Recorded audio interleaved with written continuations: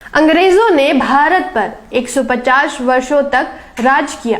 ब्राह्मणों ने उनको भगाने के लिए हथियारबंद आंदोलन क्यों चलाया, जबकि भारत पर सबसे पहले हमला मुस्लिम शासक मीर कासिम ने 712 ईस्वी में किया। उसके बाद महमूद गजनवी, मोहम्मद गौरी, चंगेज खान ने हमला किया और फिर कुतुबुद्दीन ऐबक, गुलाम वंश, तुगलक वंश, खिलजी वंश, लोदी वंश, फिर मुगल आदि वंशों ने भारत पर राज किया और खूब अत्याचार किए, लेकिन ब्राह्मणों ने कोई क्रांति या कोई आंदोलन नहीं चलाया। फिर अंग्रेजों के खिलाफ ही क्यों क्रांति कर दी? आइए इस वीडियो में क्रांति और आंदोलन की वजह को समझने का प्रयास करते हैं। अंग्रेजों ने 1795 में अधिनियम 11 द्वारा शूद्रों को भी संपत्ति रखने का कानून बनाया। 1773 में ईस्ट इंडिया कंपनी ने रेगुलेटिंग एक्ट पास किया, जिसमें न्याय व्यवस्था समानता पर आधारित थी। 6 मई 1775 को इसी कानून द्वारा बंगाल के सामंत ब्राह्मण नंद कुमार देव को फांसी हुई थी।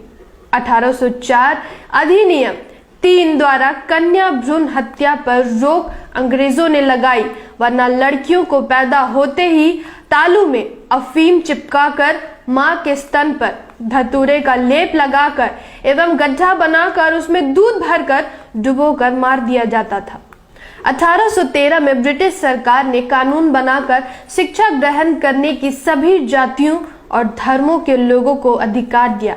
1813 में अंग्रेजों ने दास प्रथा का अंत कानून बनाकर किया। 1817 में समान नागरिक संहिता कानून बनाया। 1817 के पहले सजा का प्रावधान वर्ण के आधार पर था। ब्राह्मण को कोई सजा नहीं होती थी और शूद्र को कठोर दंड दिए जाते थे। अंग्रेजों ने सजा का प्रावधान समान कर दिया। 1819 में अधिनियम 7 द्वारा ब्राह्मणों द्वारा शुद्ध स्त्रियों के शुद्धिकरण पर रोक लगाई गई। शूद्रों की शादी होने पर दुल्हन को अपने दूल्हे के घर न जाकर कम से कम 3 रात ब्राह्मण के घर शारीरिक सेवा देनी पड़ती थी। 1830 नरबलि प्रथा पर रोक लगाई गई। देवी देवता को प्रसन्न करने के लिए ब्राह्मण शूद्रों, स्त्री व पुरुष दोनों को मंदिर में सिर पटक पटक कर चढ़ा देते थे। 1833 अधिनियम 87 द्वारा सरकारी सेवा में भेदभाव पर रोक अर्थात योग्यता ही सेवा का आधार स्वीकार किया गया तथा कंपनी के अधीन किसी भारतीय नागरिक को जन्म, स्थान, धर्म, जाति या रंग के आधार पर पद से वंचित नहीं रखा जा सकता है, नियम लागू किया गया। 1834 में पहला भारतीय विधि आयोग का गठन हुआ। कानून बनाने की व्यवस्था जाति, वर्ण, धर्म और क्षेत्र की भावना से ऊपर उठकर करना आयोग का प्रमुख उद्देश्य था। 1835 प्रथम पुत्र को गंगा दान पर रोक लगाए। 7 मार्च 1835 को लॉर्ड मैकाले ने शिक्षा नीति राज्य का विषय बनाया और उच्च शिक्षा को अंग्रेजी भाषा का माध्यम बनाया गया। 1835 को कानून बनाकर अंग्रेजों ने शूद्रों को कुर्सी पर बैठने का अधिकार दिया। दिसंबर 1829 के नियम 17 द्वारा विधवाओं को जलाना अवैध घोषित कर सती प्रथा का अंत कर दिया गया। देवदासी प्रथा पर रोक लगा दी गई। ब्राह्मणों के कहने से शूद्र अपनी लड़कियों को मंदिर की सेवा के लिए दान दे देते थे। मंदिर के पुजारी उनका शारीरिक शोषण करते थे। बच्चा पैदा होने पर उसे फेंक देते थे और उस बच्चे को हरिजन नाम दे दिया करते थे। 1921 को जातिवार जनगणना के आंकड़े के अनुसार अकेले मद्रास में कुल जनसंख्या 4 करोड़ 23 लाख थी, जिसमें 2 लाख देवदासियां मंदिरों में पड़ी थी। हालांकि यह प्रथा अभी भी दक्षिण भारत के मंदिरों में चल रही है। 1837 अधिनियम द्वारा ठगी प्रथा का अंत कर दिया गया। 1849 में कलकत्ता में एक बालिका विद्यालय JED बेटन ने स्थापना किया। 1854 में अंग्रेजों ने 3 विश्वविद्यालय कलकत्ता, मद्रास और बॉम्बे में स्थापित किए। 1902 में विश्वविद्यालय आयोग नियुक्त किया गया। 6 अक्टूबर 1860 को अंग्रेजों ने इंडियन पैनल कोड बनाया।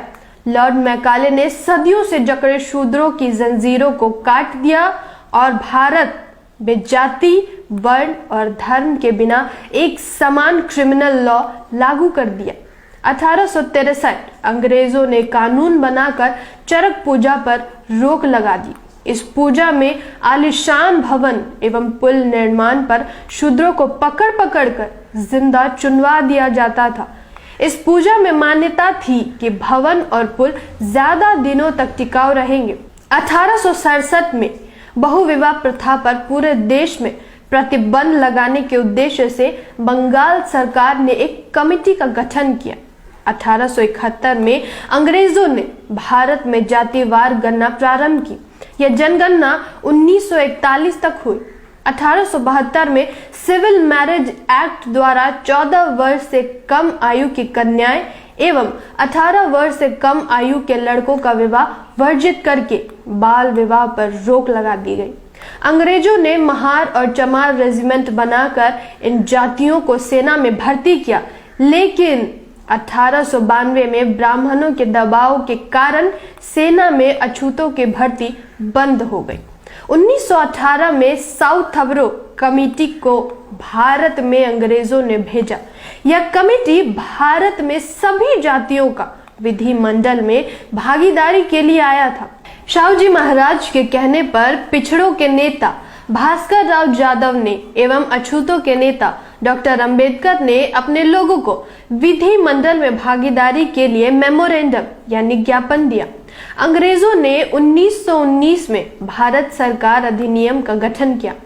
1919 में अंग्रेजों ने ब्राह्मणों को जज बनने पर रोक लगा दी थी और कहा था कि इनके अंदर न्यायिक चरित्र नहीं होता है। अंग्रेजों के रहते 25 दिसंबर 1927 को डॉक्टर अंबेडकर द्वारा मनुस्मृति का दहन किया। मनुस्मृति में शूद्रों और महिलाओं को गुलाम तथा भोग की वस्तु समझा जाता था। एक पुरुष को अनगिनत शादियां करने का धार्मिक अधिकार है। महिला अधिकार विहीन तथा दासी की स्थिति में थी। एक एक औरत के अनगिनत सौतन्य हुआ करती थी। औरतें शूद्रों के लिए सिर्फ और सिर्फ गुलामी लिखा है, जिसको ब्राह्मण मनु ने धर्म का नाम दिया है। फिर 1 मार्च 1930 को डॉक्टर अंबेडकर द्वारा काला राम मंदिर नासिक प्रवेश का आंदोलन चलाया गया। 1927 को अंग्रेजों ने कानून बनाकर शूद्रों के सार्वजनिक स्थानों पर जाने का अधिकार दिया। नवंबर 1927 में साइमन कमीशन की नियुक्ति की, जो 1928 में भारत के अछूत लोगों की स्थिति का सर्वे करके और उनको अतिरिक्त अधिकार देने के लिए आया। 24 सितंबर 1932 को अंग्रेजों ने कम्युनल अवार्ड घोषित किया, जिसमें प्रमुख अधिकार दिए। 19 मार्च 1928 को बेगारी प्रथा के विरुद्ध डॉक्टर अंबेडकर ने मुंबई विधान परिषद में आवाज उठाई, जिसके बाद अंग्रेजों ने इस प्रथा को समाप्त कर दिया। अंग्रेजों ने 1 जुलाई 1942 से लेकर 10 सितंबर 1946 तक डॉक्टर अंबेडकर को वायसराय की कार्य साधन काउंसिल में लेबर मेंबर बनाया। लेबरों को डॉक्टर अंबेडकर ने 8.3% प्रतिनिधित्व दिलवाया। 1937 में अंग्रेजों ने भारत में प्रोविंशियल गवर्नमेंट का चुनाव करवाया। अंग्रेजों ने शासन प्रशासन में ब्राह्मणों की भागीदारी को 100% से 2.5% पर लाकर खड़ा कर दिया। इन्हीं सब वजह से ब्राह्मणों ने अंग्रेजों के खिलाफ क्रांति शुरू कर दी, क्योंकि अंग्रेजों ने शूद्रों और महिलाओं को सारे अधिकार दे दिए थे और सब जातियों के लोगों को एक समान अधिकार देकर सबको बराबरी में लाकर खड़ा किया।